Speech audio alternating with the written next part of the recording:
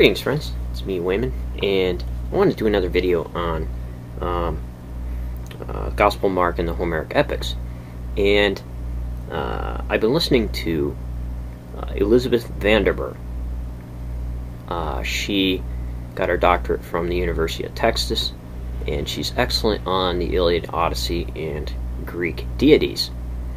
One of the things that I found lacking in MacDonald's book, his overly priced book, is a few things that we're going to talk about, that out of these 24 lectures I was kind of enlightened, and Vanderburg made some pretty good points concerning the literature of the Iliad and the Odyssey. And this also applies to New Testament mythology and the idea of epic format. Before epics were written down, they were told by word of mouth or oral tradition, and there are certain motifs that the barbs would use in creating these epics, and we're going to talk about that. Probably one of the biggest things was Kilos and Time, glory and honor. That's how you made it into history before the written record. And people were very concerned about this. Back in the day, what was said about you was very important, and how you were perceived after you were dead was very important, because the afterlife theology wasn't as evolved as it is today.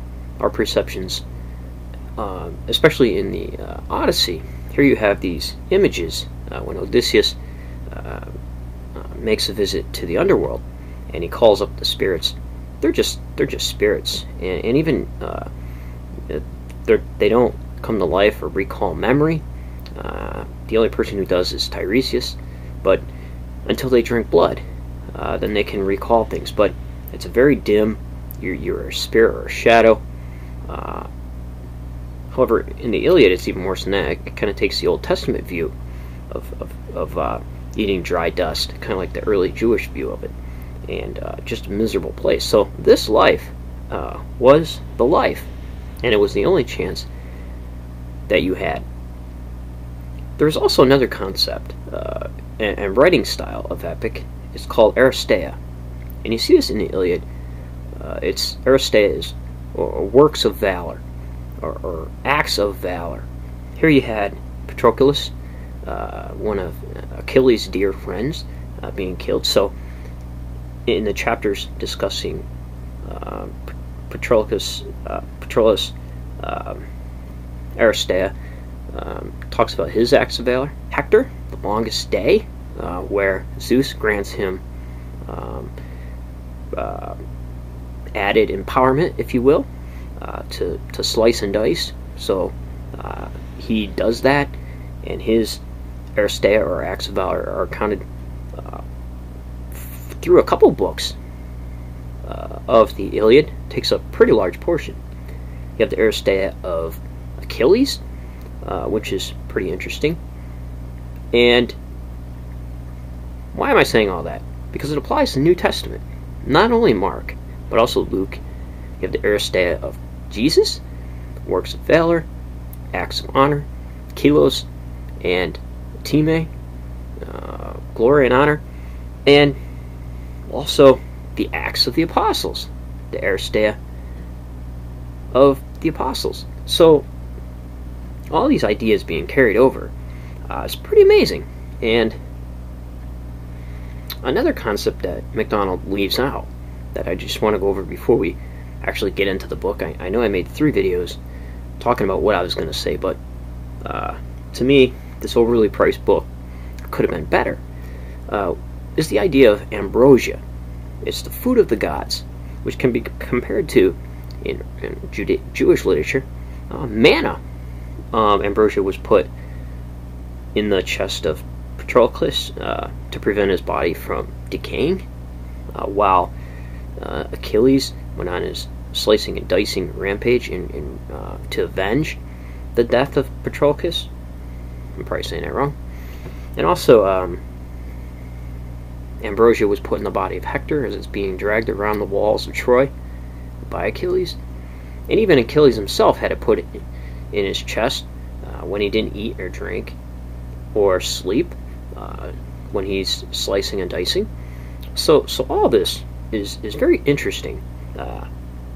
Compare that to Jesus' survival when he's fasting for 40 days, and also the idea of Jesus' body when it's taken down from the cross, and his resurrection.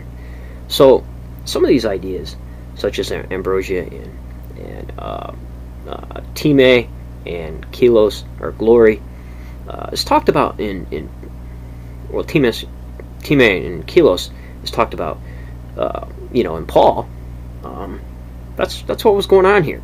And so if we look at it from the Hellenized standpoint, which definitely people back then knew the Aeneid.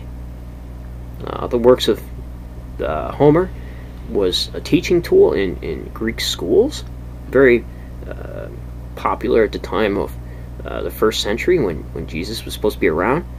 And the format of epic and how they're told and the motifs and how they were constructed was very popular, well known, and put together.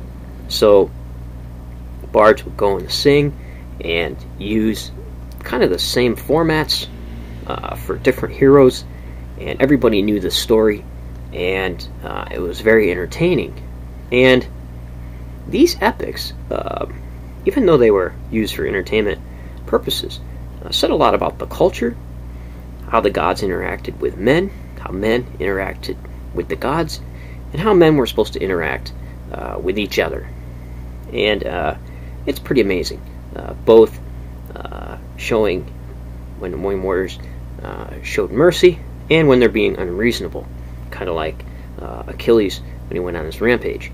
So that part of it is pretty interesting, and I really wish MacDonald in his book Homeric Epics and the Gospel of Mark would have came out and discussed a little bit more. So in the next video, I promise we're going to get into this book, and now maybe we can add a few things of our own.